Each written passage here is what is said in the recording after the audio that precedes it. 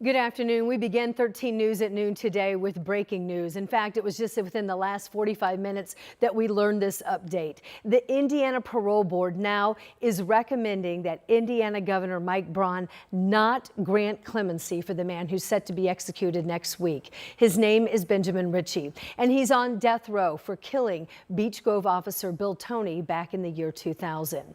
Over the last 2 weeks, we've reported as the Parole Board has hosted 2 hearings centered around this very issue.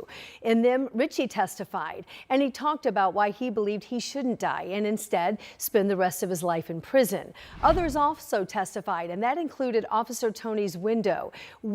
She argued against it, telling 13 News once again today what she told the Parole Board earlier this week. Dee Horan says that, quote, "It is time." She wants this sentence decided by a jury. That's what they decided 23 years ago, that it should finally be carried out.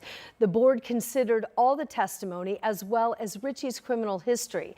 And also they considered his behavior in prison, which the board says includes more than 40 reports, with some including violent and/or threatening behavior, as well as some positive feedback, and this came from some former correctional officers.